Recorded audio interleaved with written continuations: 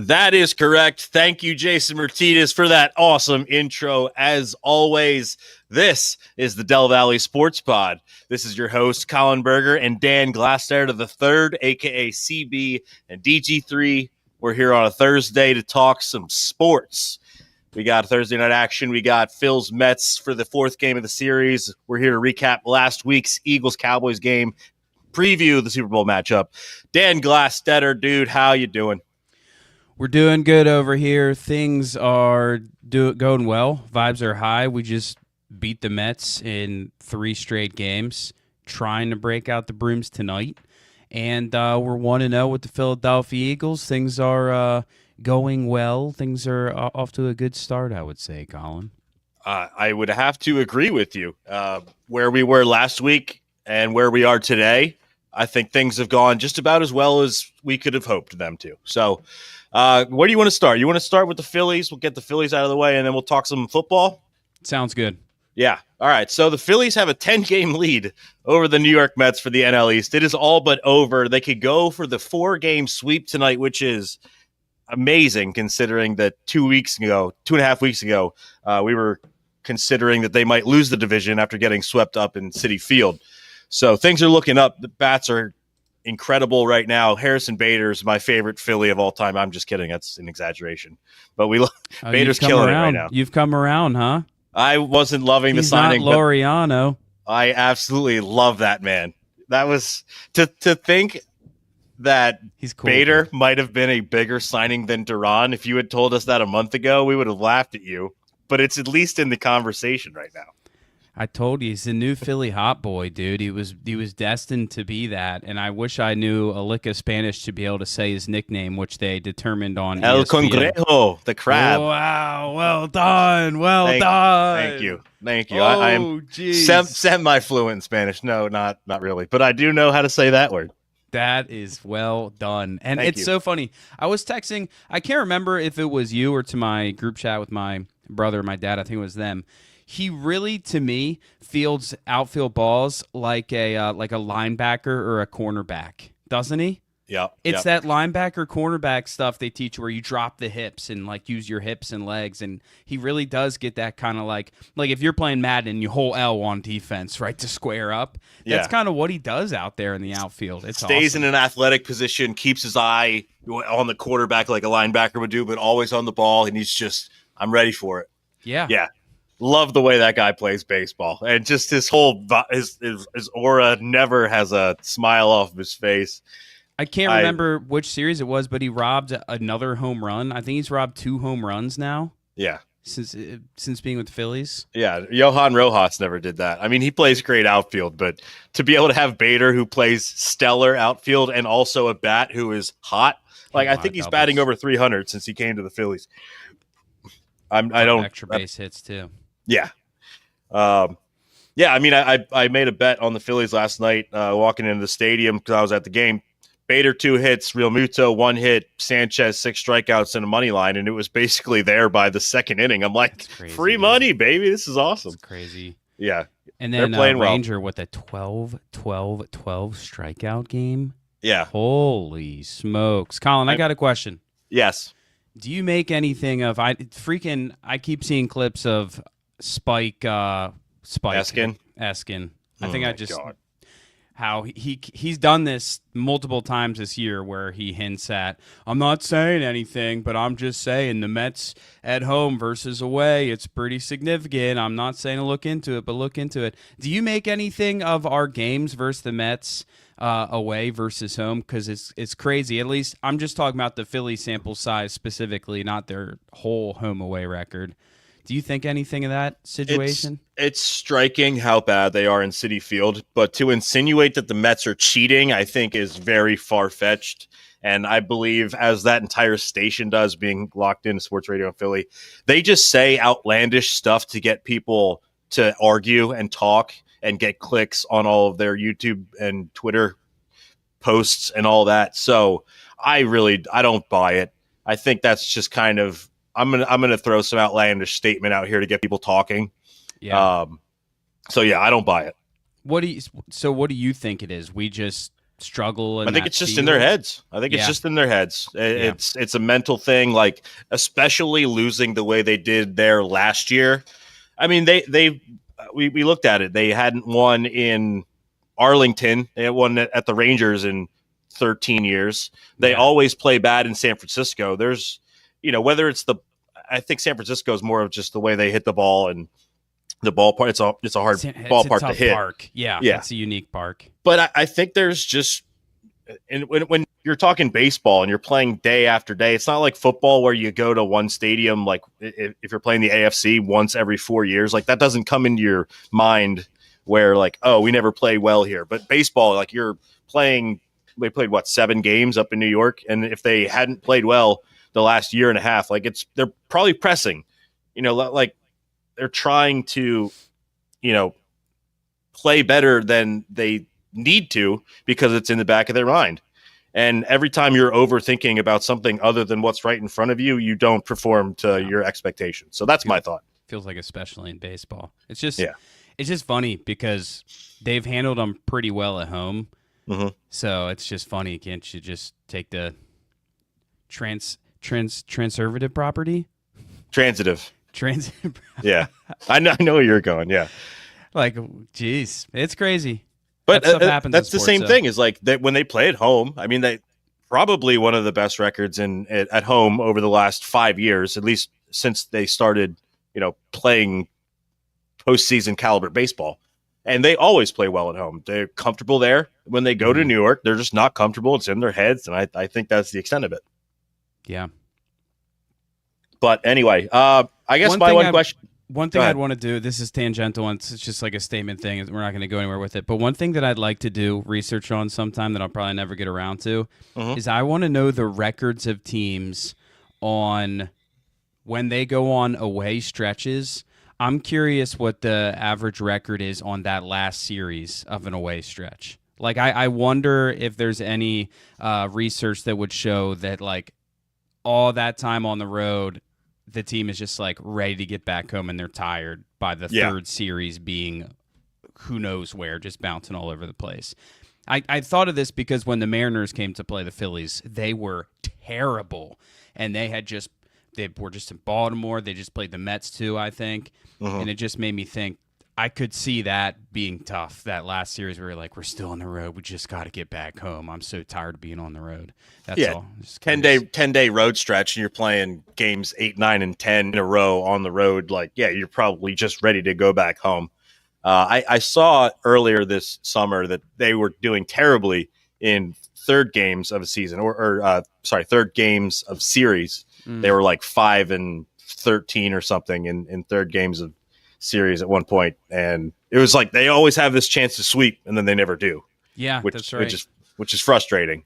So I'm hoping that's not the case tonight, because getting a sweep over the Mets would be huge. Awesome. My question to you, are they going to catch the Brewers? Because they're only 2.5 games back last I checked, and it could be 2 at the end of the night because the Brewers are off. Well, the obvious, and I'm punching in right now, who do these teams play, right? That's ultimately what it boils down to, and I'm looking at some of these teams. This is interesting. So the Brewers finish up with the Reds and another team that might, a Giant, like, is it the Fathers? Giants? So they Padres, have a couple series against some of the more worst teams in baseball, right? They have the Cardinals, Angels. Cardinals is what I see. And Angels is on the road? Angels, Cardinals. They are home against the Angels. Okay. So they're playing the Cardinals now. Yeah, they're in a home stand. So Cardinals, Angels at home in Milwaukee, and then the road stretch, which is the Cardinals and the Fathers series back home against the Reds. So it's a good opportunity for them to kind of get right against some bad teams, which makes me think, I don't know if they're going to catch them. If that was flip-flop the other way, I might feel a little bit better, because I'm like, they're cold right now, and they got some bad teams. Well, they're going against some not-so-great teams, so it's a good chance for them to kind of get right. That'd be I would say no, I don't think that they're going to catch them. That would be a crazy flip. But it's crazy to me that it's even a conversation we can have, Colin. Yeah. I mean, they were I feel like 7 games back, like a few weeks ago. They're unstoppable. They're 6-8 in their last 14 though, so they're playing under 500 baseball recently. But as you said, they're playing some bad teams. I don't know. I think it's going to come down to those last 2 series against the Padres and Reds, both teams who are going to be in the wild card hunt. I'm not counting it out. I would love to see that because that makes the postseason road for the Phillies that much easier. Well, it's interesting too because that their last series of the year, we kind of just want the Reds to be in the conversation because if the Reds are a game back, even like 2 games back in that last series, they're going to have to play each and every one of those games like it's a playoff game, right? I mean, you know how pitching is in playoff games. You'll see the starter go a couple innings and they'll be quick to pull and just throw everything at them. They'll throw everything at them if it means if the Reds are a game or 2 out, they have to play each of those games like a playoff game, which can be obviously a lot harder on the Brewers who wouldn't be playing those games like playoff games. They'd be kind of gearing up for playoffs themselves. They're kind of be set in stone, but yeah, it's cool that they're playing the Reds in their last series. It could make things quite interesting if the Reds can keep it close, which the Reds can keep it close if the Mets keep losing. I was just going to say that. That's why this game tonight is important for that entity. Is the further the Mets drop back, the closer the Reds are to that last wild card spot. So let's go. Giants also, by the way, are back in the conversation, which is crazy. That's crazy, dude. 7-3 in their last 10, one of the hottest teams in baseball. It's crazy. So, all right, that's enough Phillies. Let's talk about real quick on the Phillies, though, just the injury stuff, right? Yep. Turner should be back for the playoffs. He and Bohm went on the 10-day IL. Was that Monday? Weird. He's got a cyst on his shoulder that's causing him a lot of pain. So I think 10 days rest, he'll probably get that rectified, with the amazing training staff they have in the MLB. Turner, he might go a little bit longer than the 10-day, if I had to guess. They're probably going to take it easy on him, knowing how important he is for the postseason. They're not going to try and rush him back. But yeah, that wasn't ideal, seeing him pull up limp. Was that on Sunday? Yeah. Yeah, that was the last game against the Marlins, I think. It scares me because it's such a vital aspect of his game, or his legs, his speed. Yeah, and remember last year he missed 6 weeks because of a hamstring. Yeah, and at the end of the season, just even in the playoffs, kind of didn't seem like himself. So hopefully this is not to that extent, and he's better in a few weeks come October. Mm-hmm. So, all right, anything else on baseball? No, just you mentioned it, I think, right before we got the pod going. Walker Buehler is set to start tomorrow. Is that what you said? Yes, I believe he is scheduled to start tomorrow. So we'll see what he has left in the tank after being let go by the Red Sox. If he doesn't have anything, I just hope he can eat up some innings. That's the way I see the rest of it. If he can get 2 starts, 10 innings, 11 innings, that's 11 less innings that our starting pitchers in the playoffs have to pitch down the stretch run. Especially now that we have this lead over the Mets. Yeah. 100%. Yeah, I mean, it would be nice to get the 2 seed, but the Phillies aren't, or the 1 seed, but the Phillies aren't going to be pressing and playing every game like it's do or die. So, if they lose a couple here or there because Walker Buehler has some bad starts, so be it. It's better in the long term. We're talking about a guy that closed out the World Series last year. Yeah, and he has great postseason stats. So I don't know if they're going to pitch him in the postseason, but it is kind of crazy to see how far he's fallen off this year. But maybe he was just in a bad spot up there in Boston and needs a change of scenery. Yeah. All right, so that full 14 minutes on the Phillies. We wanted to keep this episode short, so we'll do our best on that. Last week, the Eagles and the Cowboys played to open up the NFL season, and it started very inauspiciously, Dan. Well done. 6 seconds into the game, Jalen Carter gets ejected for spitting on Dak Prescott, losing his lid, not thinking. And at that point, I'm like, we're going to lose this game. Yeah. I literally, that was my immediate thought. I'm like, their entire defense has just completely changed. They're going to lose this game, and it's because the best player on their defense is a bonehead. I was like, wait, okay, so who's going to play today then? Yeah. I wouldn't take it that far. I didn't say they're going to lose this game, but I went very quickly from we're going to win by 10 to this is going to be back and forth. Yeah. But we talked on the pod, I think it was earlier that day, and they will not be able to run the ball. The Cowboys are not going to be able to run the ball. And all of that just went away when Carter was ejected. What is funny to me, and I'm not saying that he shouldn't have been ejected. I'm not saying that this isn't passive aggressive, but is it not hilarious that Carter got ejected on the Thursday night game for spitting on someone, and then the next game after the play was over, somebody literally smacked Travis Kelce in the face, basically a punch to the face, but it was an open hand, and he gets a warning. It was after the play, mind you. It was after the play. That's crazy, dude. Well, that's crazy. Okay, there's a difference between smacking someone in the face in the heat of a game and spitting on someone. Spitting on someone is just demeaning. It's not demeaning to smack someone defenseless in the face.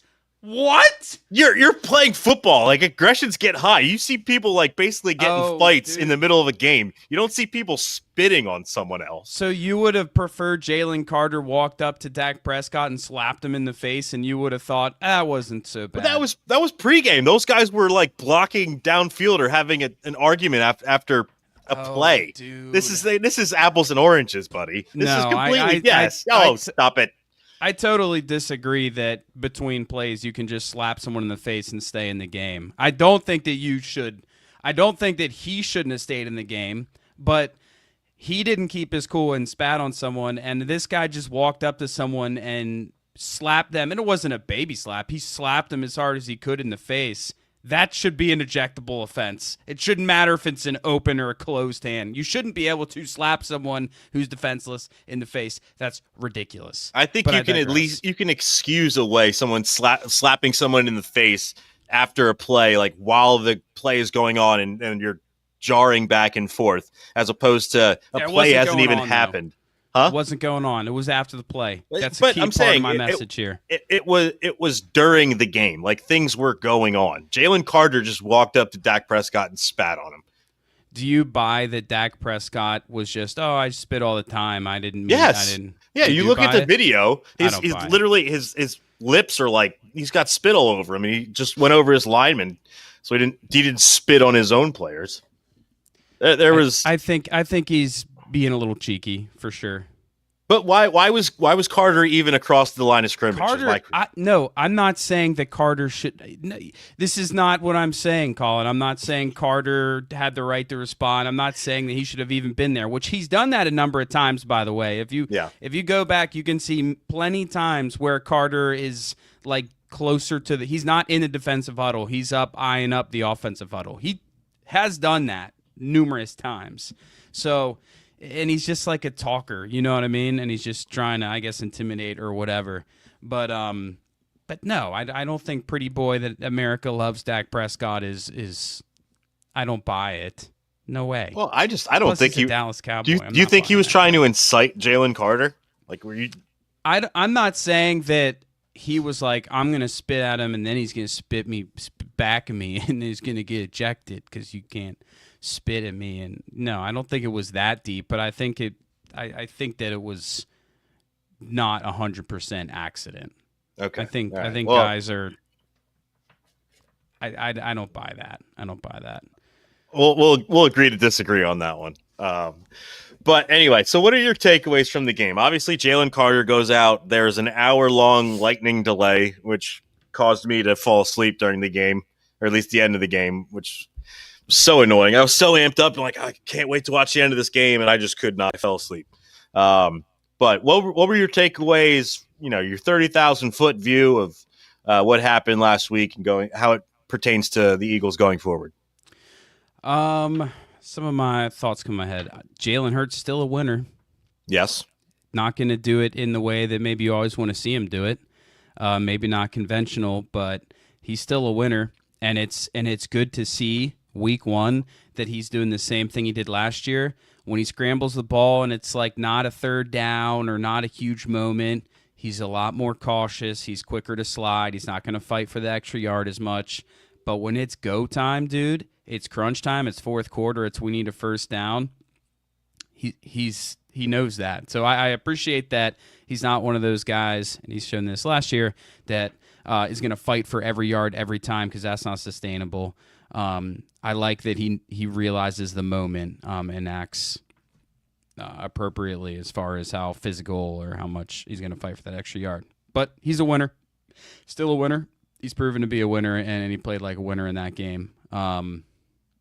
Defensively, we kind of called it. I think he was one of my. A lot of people in Philadelphia have been red calling flag that you said. I think you asked me which between linebackers, corners, and I think we both agreed. And he, Adoree Jackson. Jackson was pretty darn bad. He was bad. Kind of felt like one of those games where they said, "All right, Dak sets up. All right, where's that number 8? Okay, let's throw it that way every time." So that was rough. That was really rough. Yeah, they're gonna have to rectify that cornerback 2 situation, and as I said last week, I think that Jacorian Bennett's going to end up being the starting second cornerback behind Quinyon Mitchell. He just needs a couple more weeks to really get into understanding Vic Fangio's system. And Fangio said he's got a long leash on Adoree Jackson. I don't know how long of a leash that's going to be, but he's going to be starting this week. And then, they shored up their defensive edge rushing position because Howie Roseman never sleeps and is always on his phone making calls. They signed Zadarius Smith. I mean, they traded for Tank Bigsby. I didn't see that one coming. That wasn't on my 2025 bingo card. Shipley injury, question mark? Is that yeah, why that he's went got down? Well, they apparently, I heard Adam Schefter say this the other day. They were in talks to get Tank Bigsby from Jacksonville over the summer. They were almost going to try to package him with the Fred Johnson trade when they got him back, but they couldn't work out a deal. So they've been targeting him like well before the season. But I think like the Shipley injury I think he has a cracked rib or something. So he's probably not going to play this week. Might be out a couple weeks. And they also need a kick returner. And that's something that Tank Bigsby can do. So, I did not know that, Colin. Yeah. So that he's shoring up a couple spots, RB2, and here we go. Iceman always checking in. Appreciate you, brother. I buy it. I mean, you don't think Dotson looked good enough out there? Or? I mean, he looked okay, but he can't do it every down every week if they want him to be a full wide receiver 3, and God forbid one of the other 2 guys goes down, he needs to be playing much. And we saw last week, I think it was like 77% of kickoffs were returned. So there's going to be a lot of those throughout the course of the season. And that percentage was way higher than any year prior, especially since they changed up all the kickoff rules. So yeah, I kind of buy it. Has Bigsby been returning kicks then for Jacksonville the last year or so? That I don't know. I know he does and is capable of doing it. So it's something we're gonna have to keep an eye on. Okay. I'm not saying he's gonna be. Who's that Chiefs guy? Wait, that was a punt returner, I guess. This was when we were younger. That guy from the Chiefs in like 2004. He had like 4 punt return touchdowns. Anyway, dude, I remember when we were kids. If it was like the fourth quarter of a close game and it was a huge punt return, this is before Deshaun Jackson. Do you remember who we'd put in there to return punts and kicks? Or punts, maybe not kicks, but definitely punts. No. Brian Westbrook, dude. Oh, that's right. Didn't he had the big one against the Giants? I think he returned at least one of them. It felt like it happened more than it probably actually did. But I remember great excitement when, Brian Westbrook's back there. It's also weird to see your superstar running back there for a return. But that was always really cool. Remember it was like 04-05 when Westbrook had like a kick return or punt return touchdown and Lito Shepard, like I don't know, some big comeback. The guy I was thinking of was Dante Hall, if you remember that name. Oh, Dante Hall, yeah. The human joystick was his nickname. I remember that guy was just electric every time. He was Devin Hester before Devin Hester. I want to say, was he ever with the Falcons or was he just a Chiefs through and through? He played for the Chiefs from 2000 to 2006. Yeah. But all right. Anyway, getting when back we to, cared about punt returners and kick returners. Well, yeah, it was a huge part of the game back then, and they basically all but eliminated the kickoff until this year. It looks weird, but I like the fact that kick returns are a big part of the game again. It's just more strategery. More strategery. Yeah. What else are your thoughts after week one? Obviously, they got the win. It wasn't pretty. Jalen Carter was out. What do you think about how they played and what it means? I mean, the easiest, obvious thing to say is, wow, this team really needs Jalen Carter, or else this defense is certainly not the same. I thought the other guys played pretty well around him, but they're just not game changers. Yeah. You know? I thought Jordan Davis had a great game, but he's not going to – I don't think he's going to have that trajectory of being a game-changer superstar. I think he has potential to have a couple really big plays in a game, but Carter – every down just changes what the offense can and can't do. So, and from both a run and pass standpoint.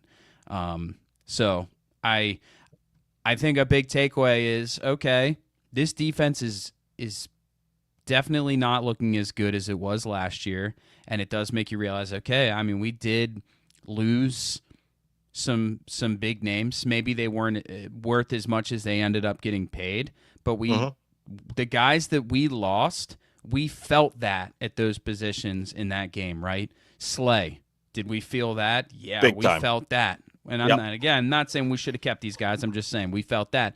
Did we feel how good was the run D last year? Did we feel that with the loss of some of those guys at the line of scrimmage? Oh my gosh, that first drive was crazy. And honestly, they had I got to say this before I forget it. The play where Javonte Williams broke for like a 50-yard run.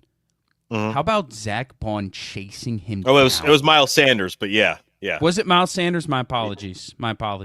Yeah. How about Dude, Bond? Bond was like 20 yards on the other side of the field, comes through the line of scrimmage, through the traffic, ends up chasing him down. He was punching the ball twice, and he's like, okay, I can't get it. I'll just tackle him.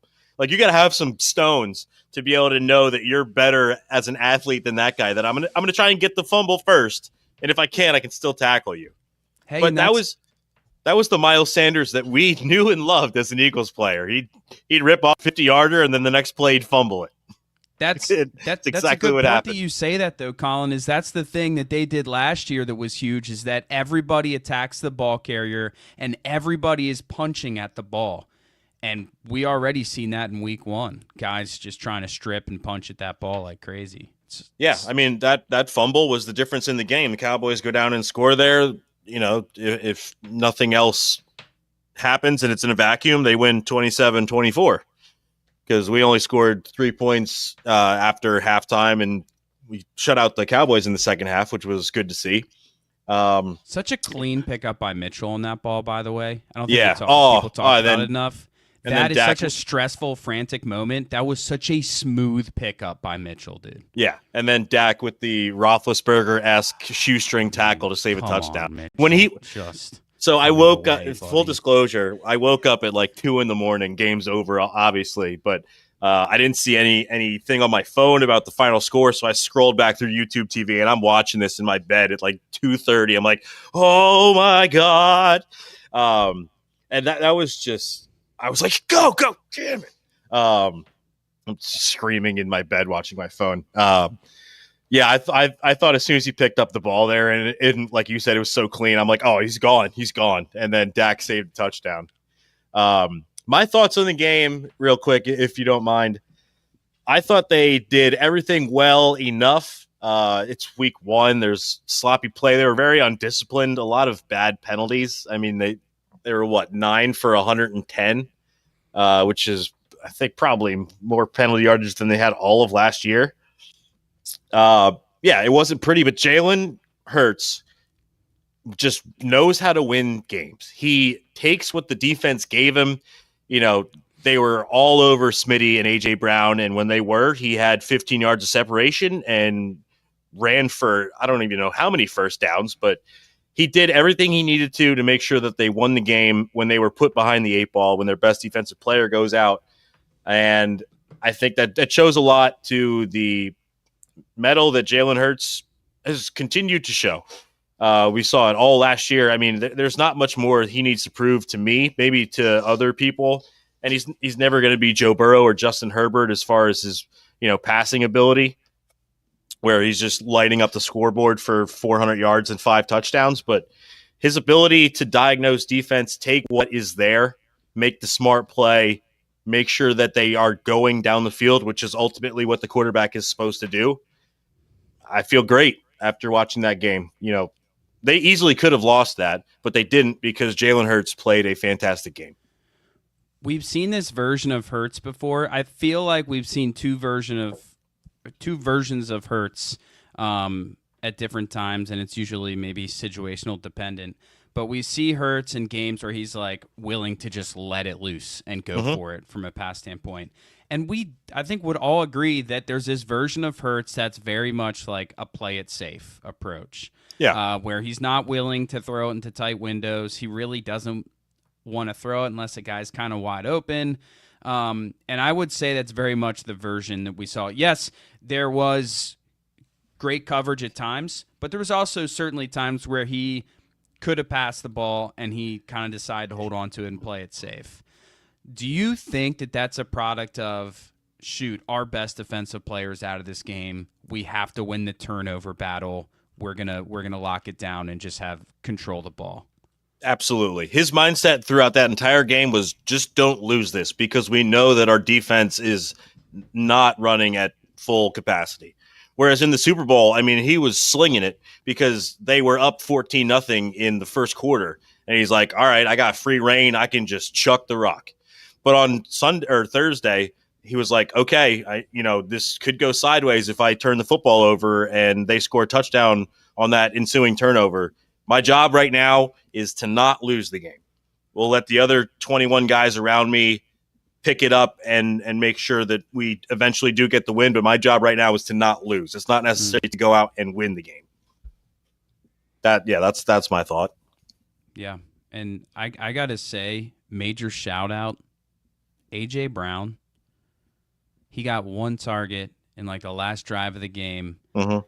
Didn't see bad body language. Didn't see any blow-ups. There weren't any weird press conference stuff after the game. And one thing that really caught my eye is, I think it was in the second half of the game, the Saquon Barkley touchdown. He's out there securing a block to secure the touchdown, all that run. He hadn't gotten a single pass to him at that point in the game, and he's still out there blocking his ass off to help the team secure a touchdown run. That was great to see. That was awesome. It can be easy to get frustrated. You're the number one wide receiver. You're seeing CeeDee Lamb on the other side get all these passes, and you're still putting your head down and blocking and doing the dirty work. I thought that was awesome to see from him, man. Yeah, and we saw it last year at times, like him getting frustrated. But I heard today they asked him a question in his press conference. He's like, "What do you think of the passing game?" He's like, "No, that's a setup question. I'm not answering that." He's like, "Yeah, I didn't get the ball much, but you know what? We won the game." I'm paraphrasing here, but and yeah, it just the game script didn't allow to throwing the football all over the field, and I think they were covered pretty well. I didn't get to diagnose the tape. I know you probably looked into it, but they got that one long play to Dotson. Yeah, it wasn't pretty. It wasn't the way they wanted to win, but they got the win nonetheless, and I think that's all that matters. Are you talking about the Eagles' lead receiver for the game, Dotson? Yeah, the guy that you said was going to have a big game. So props to you, buddy. Dude. Called it. That's crazy. That's crazy. But I tell you what, they say distance makes the heart grow fonder, but I think as far as quarterbacks and wide receiver, I think closeness does, dude. Because I think that this was a guy that Hurts was kind of afraid to throw the ball to last year, and he went to him more than any. Well, he probably went to Goddard more than anybody else. Yeah, Goddard had 7 catches, but 59 yards, 3 catches, and including a 51. Really, the only deep pass of the game that I can remember. I don't know that there was another deep pass to another player. Definitely not A.J. Brown. No, I don't think he really threw the ball more than 20 yards down the field. Other than that, throw to Dotson. Maybe once. Also, update on Phillies-Mets. Mets scored 4 in the top of the first. So they were due for they're bats, due. right? They were due for the bats. Yeah, watching some highlights here. Harrison Bader led off with a double, so love that. Dude, Mr. Tots just coming doubles, through, man. Dude, He gets on base, bro. Whether he gets hit in the foot, he walks, he gets doubles. Why do we love Harrison Bader, Pete? He gets on base. Gets on base. Nice. So OBP. Yeah, so that game was a week ago. Dust has settled. I was just glad they won because I was saying as soon as Carter went out, I'm like, they're going to lose this game. It felt like that kind of scenario. But all right, we said we wanted to wrap it up shortly, so let's move on to the Eagles-Chiefs. What are you thinking about the game? Why don't you lead us this time? Okay. I feel probably way more confident about this game than I think I should, but I saw the Chiefs really not play well last week. They don't have a running game. Travis Kelce's a shell of himself. Xavier Worthy is going to be out with a shoulder injury, I believe. Is he officially out? He's not officially out. They won't say until Sunday, but I have a feeling that he's not going to play. And we saw how the Eagles played last. This is kind of what my sticking point is. We saw how the Eagles played last year when they came home from Brazil. That's a long trip, and they had one less day to prepare for this game than the Eagles. I know it's at home. They're already 0-1. They're going to play tough. I just don't think this Chiefs team is the same Chiefs team we've been watching for the last 8 years. I think the Eagles at full strength with Jalen Carter playing are just better than the Chiefs are. And that's my stance. I'm thinking like 4 to 7 point win. I mean, it's not going to be easy. They are still the Chiefs with Patrick Mahomes and Travis Kelce and Andy Reid and all that, but I feel good. There's going to be some spots where I don't feel good about the Eagles, but this one I do. I think they're going to win this game. Yeah, it's funny you said you don't think this is the same Chiefs team that we've seen over the 8 years, but I'm kind of thinking like, is this not the same Chiefs team basically in Chiefs roster? Pretty close to the same exact roster that was the Super Bowl team from last year. And how did that go for us? You know, exactly. Pretty well. Now we don't have the same exact team or roster, but yeah, I love our linebackers and safeties, and I love the matchups against Kelce, who is one of their bigger targets, obviously, and with Worthy out, Hollywood Brown, I do wonder if Quinyon Mitchell is going to follow Hollywood Brown around the field, because after that, yeah, I mean, you're looking at Juju. I mean, Juju's not going to beat you. He's like a slot guy, though, so it wouldn't. Yeah, and Cooper's going to be on him. Slot. And this other guy, this Tyquan Thornton, who I admittedly don't know much about. I watched the game, though, with the Chargers Chiefs, and they kept trying to get him on deep balls, and they just could not connect. They could not connect. So I feel like they're, last pod you talked about all the teams that the Eagles play with these great wide receiver duos. I don't think that this is that team now. This is not one of those. Patrick Mahomes is still crazy, and he had crazy plays in that Chargers Chiefs. Crazy plays, dude. Like Derek Jeter of football quarterbacks plays. And so he's great, and so discipline when you're rushing the quarterback, because he's going to try to get every call he can, and he's going to extend plays and dance around and all that kind of stuff. I would expect him to maybe try to work around the pocket and maybe be more mobile, do more himself, since he doesn't have as much that he's working with. And on defense, to me, the two guys that you really have to be mindful of are Tranquil and Karlaftis, are pretty great players. I think they had 3 combined sacks in this game against the Chiefs. They were the only ones with sacks. So they're great players, so you got to key on them. But I do think that this is a team that the offense, I think A.J. Brown is going to have more production this week, which is really making such a bold statement. But I just think the Eagles are a much better team. Maybe if the Chiefs won against the Chargers, I would even feel a little bit better. But because the Chiefs lost, maybe that gets them a little bit more focused and a little bit more like, oh, we really got to win this one. I don't know. But I do feel good about the Eagles winning this game. They just have to be far more disciplined than they were last week. Yeah, absolutely. And I think they're going to get that locked back in. I mean, there was a lot of emotion in the building, and I'm sure even though we didn't know it was banner night, like, had no idea. They knew it was the first game of the season coming off of the Super Bowl. So, and that's the other thing is, like, yeah, I heard people talking about they were so, like, distant from this whole, we're the champions, we're, trying to go out there and prove our stuff. Like, did they maybe play a little bit different because they were in such a weird mindset trying to forget everything about last year? I don't know. But, well, it's not really going to change this week, Colin. No. Yeah, it's the kind rematch of the Super Bowl. extending the whole thing, right? Yeah, but now they've at least played a game because none of the starters the Super played. Bowl talk is just gonna happen all over again. Well, they're playing the team. I know, but they at least have played a game in the NFL this year. It's now the new season. The whole, like, oh, we're forgetting about last season is over because there's nothing to forget. They're now focused on every week to week thing. Yeah, I feel good. I could be very wrong on this, but I think they're gonna win it. I'm saying 28-23. That's my score prediction for the weekend. All right. I'm going to go. I really don't think the Eagles are going to score a ton against the Chiefs. I think I'm going to go 27. Oh, okay. By the way, 27, which means a couple of field goals. Jake Elliott is back. Elliott is back. No more shaky. Oh, my gosh. No more shaky Jake. I couldn't believe they were so easily kicking it from that far away. They knew something that I didn't know. Jake Elliott looked great. He looked great. So, yeah, 27 because we're going to kick a couple of kicks in Kansas City. And the Chiefs, they might kick a little bit, but they are going to get we'll get them 17. 17-27. Okay, nice 10-point win. You're a little more confident than I am. I love it. Love that. Do you have any hot predictions for the gameplay itself? That was kind of fun last week. Yeah, I think Dallas Goedert's going to keep having a stellar year.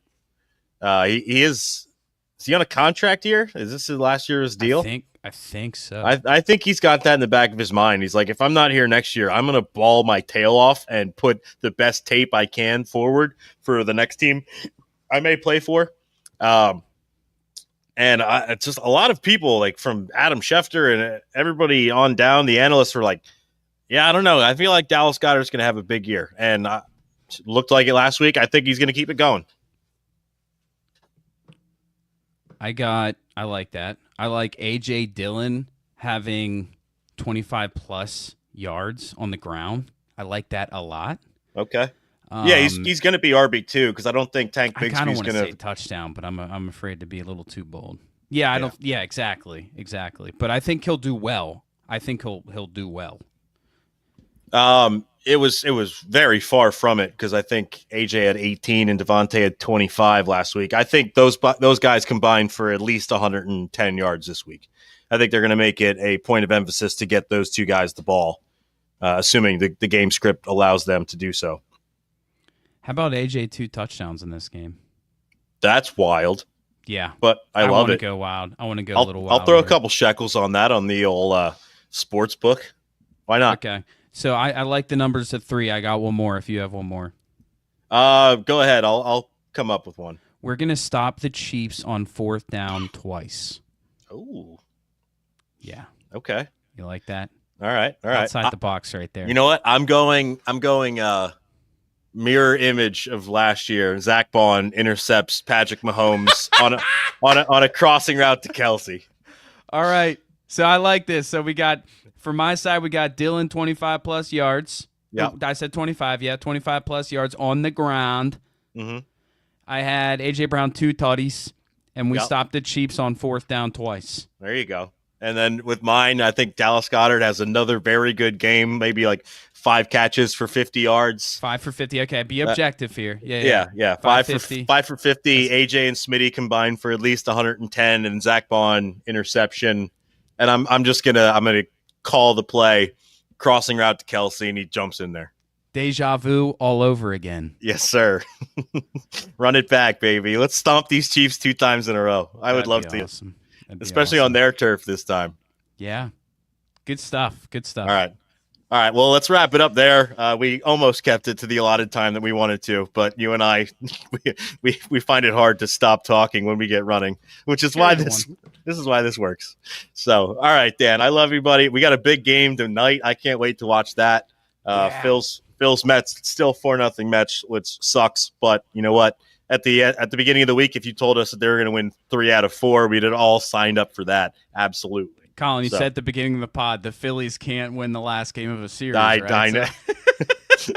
Very apropos and prototypical of this team to fall flat on their face when having the ability to sweep. It is what it is. 3 out of 4 ain't bad in baseball. 3 out of 4 ain't bad at all. 3 out of 4, you're in the Hall of Fame. 3 out of 4 in baseball. 750 winning percentage. You'll take that every day, every year. You're getting jewelry for that, kid. And you're going to win something that's called a piece of metal, right? Bum, bum, ba-da. All right, Dan, this has been a lot of fun. Can't wait to run it back next week. We'll probably either do Tuesday or Thursday, dependent. And, yeah, it's been a pleasure as always. Always a pleasure. Never a chore. Go Birds. Absolutely. Love you, Dan. Thank you guys for listening. We'll talk to you next week. See ya.